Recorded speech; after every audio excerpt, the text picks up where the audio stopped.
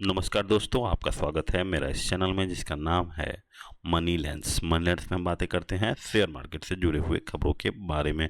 तो चलिए शुरू करते हैं। सबसे पहले बता दें कि आज की इस वीडियो में हम बातें करेंगे बजाज हाउसिंग फाइनेंस का जो आज रिजल्ट आया है उसके बारे में 2 मिनट एनालिसिस करेंगे कि आखिर इसका रिजल्ट कैसा रहा।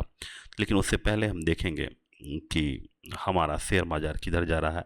उसके लिए आपको आज के निफ्टी 50 का हाल देखना होगा। निफ्टी 50 आज जो है अपने जो 50 डे का मूविंग एवरेज था उससे ऊपर की तरफ जा रहा है, क्योंकि पिछले 2 दिन से थोड़ा थोड़ा करके ऊपर की तरफ जा रहा है। और उससे पहले आप देखे होंगे कि लगातार नीचे की तरफ निफ्टी गिरा था और ये लगातार 2 दिन से निफ्टी जो है ऊपर की तरफ बढ़ रहा है। तो अब देखते हैं कि कब तक बाजार में तेज़ी रही। और ये निफ्टी का तेज़ी जो है आईटी सेक्टर और आईटी सेक्टर में थोड़ा सा और फाइनेंस सेक्टर में थोड़ा बहुत जो आज ग्रोथ आया था स्टॉक के प्राइस में, तो इसके कारण आज हमारा बाजार भी ऊपर की तरफ चला है। जैसा कि आप जानते हैं कि अभी फ़िलहाल आईटी सेक्टर का जितने भी रिजल्ट आए थे वो सब एक तरह से टाटा फिश ही रह गए।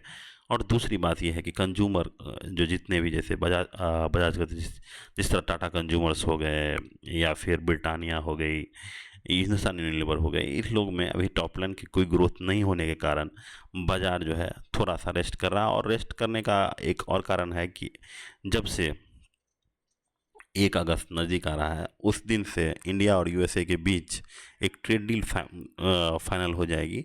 तो फिर पता चलेगा कि इंडियन मार्केट में इंडियन को कितना टैरिफ देना होगा। उधर आप देखे होंगे कि जापान और यूएसए के बीच जो है ट्रेड डील फाइनल हो गया है। जापान जो है 15% टैरिफ यूएसए को देगा उसके बदले में, और साथ में जापान यूएस में बहुत ही पैसों के साथ निवेश भी करेगा। तो एक्चुअली में यही होने वाला है कि हम लोग को भी 15 से 20% के आसपास कोई भी टैरिफ लगेगा। उसके लिए बाज़ार जो है अपने आप को रेडी कर रहा है, क्योंकि बाज़ार ने इस चीज़ को डिस्काउंट कर दिया है कि टैरिफ जो है 1 अगस्त को कैसा होगा।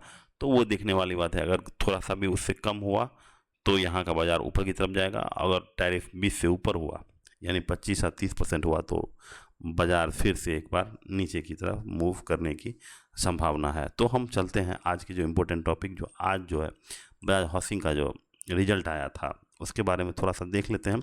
इसका जो पीपीटी जो आया है तो उसमें ये बताया गया है कि एयूएम होता है कि कितना लोन बुक जो है बढ़ा है, मतलब कि बजाज हाउसिंग फाइनेंस कितने लोगों को अपना जो लोन का जो प्राइस है वो कितने लोगों में बांटा है। तो यहाँ पे एयूएम ग्रोथ होता है, एसेट अंडर मैनेजमेंट जो है 24% का ग्रोथ किया है। समझ रहे हैं, क्वार्टर ऑन क्वार्टर यहाँ पे 1,20,000 करोड़ का इस बार का लोन बांट दिया है, जबकि पिछले साल इसी क्वार्टर में 97,000 करोड़ का लोन बांटा। तो यही होता है लोन बुक कि कितना का आप लोन बांटे हैं। तो लोन बुक में आपका 24% हो रहा है। तो इस बार बजाज फाइनेंस को एयूएम ग्रोथ जो है बहुत ही अच्छा माना जाता है 24% का। लेकिन ये जो है 24% का ग्रोथ इसलिए हो पाया है क्योंकि इसके पास जो फ़िलहाल जो पैसा आया है, जैसे कि आईपीओ का पैसा जो है वो सारा क्या करेगा कि धीरे धीरे धीरे धीरे वो लोगों में बांटेगा, क्योंकि इसके पास अभी जो पैसा आया है उसके पास इंटरेस्ट तो है नहीं। इंटरेस्ट नहीं होने के कारण ये लोन बुक ग्रोथ देखा जा सकता है। तो ये लोन बुक जो है कहाँ कहाँ से कहाँ किस किस में बांटा है, तो होम लोन में बांटा है, लोन अगेंस्ट प्रॉपर्टी दिया है, लीज रेंटल दिया है, डेवलपर फाइनेंस एंड अदर्स में दिया है। तो ये जो है इनका एयूएम का कंपोजिशन है। ठीक है, कि कहाँ कहाँ अपना लोन, जैसे होम लोन में 21%, होम अगेंस्ट प्रॉपर्टी में 30%, लीज में 29% और डेवलपर में 32%। तो एक्चुअली में आपको ये दूसरी बात ये है कि काफ़ी सस्ता पैसा मिला है जिस पे कोई इंटरेस्ट नहीं चुकाना पड़ा। तो ये जो है 10% भी अगर उसमें से खर्चा करते हैं या 10% भी अगर चार्ज करते हैं लोन के लिए, होम लोन के लिए, तो इनको 10% का सूद लाभ होगा। इसलिए आप देखे होंगे कि नेट इंटरेस्ट मार्जिन में बहुत ज़्यादा फ़र्क है। देखिए यहाँ पे 33% का नेट इंटरेस्ट मार्जिन में इनका उछाल आया है। तो पहले था 665 करोड़ जो बढ़ के हो गया है 887 करोड़ का, यानी 33% बहुत ही ज़्यादा होता है।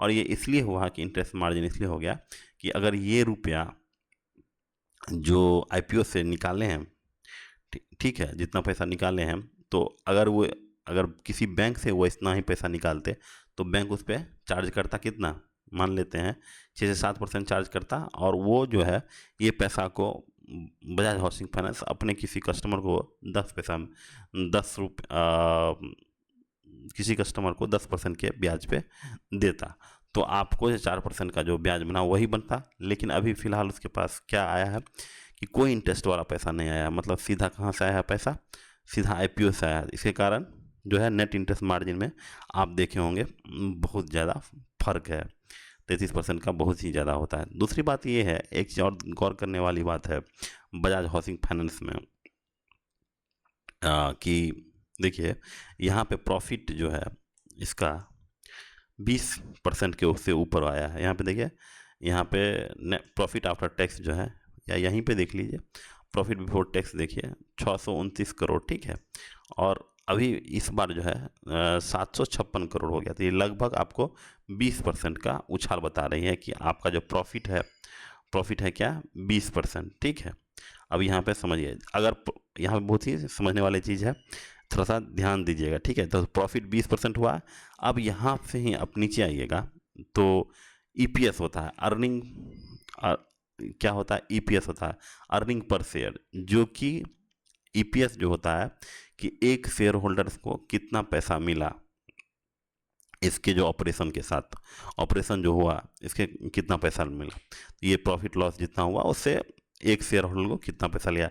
वो एक्चुअली में क्या होता है कि प्रॉफिट आफ्टर टैक्स जितना होता है, यानी टोटल इनकम जो है divided by number of shares जो होता है उसे डिवाइड करते हैं, तो बताता है ईपीएस, ठीक है। तो ईपीएस में देखिए कितना बढ़ोतरी हुआ है, 0.62 से बढ़ के हो गया है 0.72। तो यहाँ पे देखिए, जो बोले थे गौर करने वाली बात, थोड़ा सा देखिएगा, तो प्रॉफिट में कितना हुआ है 20%, और यहाँ पे अगर आप देखिए ईपीएस में सिर्फ 15% का ग्रोथ हुआ है।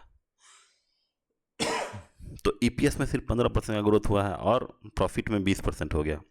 तो अगर ईपीएस में अगर प्रॉफिट में अगर 20% होता और ईपीएस में भी 20% होता, तब मार्केट इसको थोड़ा सा ज़्यादा वैल्यूएशन देता। जबकि अभी क्या हो गया है कि प्रॉफिट 20% है और प्रॉफिट 15% है, यानी क्या हो गया कि ईपीएस क्या होता है, ईपीएस होता है कि शेयर होल्डर्स को कितना पैसा मिला है। यानी अभी पहले मिलता था 62 पैसा, अब मिल के है 70 पैसा। तो जितना ज़्यादा ईपीएस का ग्रोथ होगा, मार्केट इस शेयर को उतना ज़्यादा वैल्यूएशन देगा और उतना ज़्यादा आपका पैसा बनने की संभावना है। तो यहाँ पे आप देखे होंगे कि प्रॉफिट सिर्फ 20% और ईपीएस सिर्फ 15%। तो ये चीज़ बताता है कि जो पैसा है वो नीचे तक फ्लो नहीं कर रहा है, यानी एक शेयर होल्डर्स को उतना पैसा नहीं मिल रहा है। तो आप जो है इसीलिए भी आप देखे होंगे कि बहुत सारी कंपनियां जिसका टॉप लाइन ऊपर बहुत तेज़ी से बढ़ता है, लेकिन वो पैसा अगर नीचे तक नहीं आता है तो आप देखे होंगे कि बहुत सारे शेयर्स का प्राइस भी नहीं बढ़ता है, वहीं का वहीं कंसोलिडेशन कर जाता है। तो यही चीज़ आप जो है बजाज हाउसिंग फाइनेंस में भी है। तो आप जो यहाँ पे देखे होंगे, यहाँ पे देखिए एक फ्लैट हो गया, अब ना ऊपर जाएगा ना नीचे, तो अब तब तक नीचे ऊपर नहीं जाएगा जब तक इसका ईपीएस में ग्रोथ प्रॉफिट के बराबर या प्रॉफिट से ज़्यादा नहीं हो जाता है, तब तक नहीं होगा। और इसका नहीं बढ़ने का एक और कारण क्या है कि इसमें से जो बजाज फाइनेंस था वो 180 के आसपास जो है अपना माल छिप के चला गया था। उसके पीछे कारण यही है कि आप ये इसका जो प्राइस टू बुक देखिए, बहुत ही हाई है, 5 का प्राइस टू बुक है। तो प्राइस टू बुक इतना ज़्यादा होने जाने के बाद यहाँ से पैसा बनाना बड़ा मुश्किल है। यहीं पे इसका पीयर देखिए एप्टास हाउसिंग फाइनेंस का, तो इसका प्राइस टू बुक 4 के आसपास है, ठीक है, 4 से, और एयूएम ग्रोथ भी इतना ही है। तो अगर आप चाहते हैं कि पैसा बनना तो आपको नीचे लेना होगा शेयर, ठीक है, नीचे लीजिएगा तभी जाके, फंडामेंटली स्ट्रॉन्ग कंपनी लीजिए, नीचे लीजिए तो आपको पैसा बना के देगा। अगर फंडामेंटली स्ट्रॉन्ग कंपनी है, अगर वैल्यूएशन उसका हाई हो गया है, तो अगर आप वहाँ पे लेते हैं तो आप वहाँ से फंसने के चांस हैं। तो ये तो थी आज का बजाज हाउसिंग फाइनेंस की थोड़ा सा एनालिसिस अगर आप चाहते हैं कि और हम करें और इसके बारे में, तो आप नीचे कमेंट ज़रूर करें और प्लीज़ प्लीज़ प्लीज़ चैनल को सब्सक्राइब ज़रूर कर लें। Thank you, have a nice day.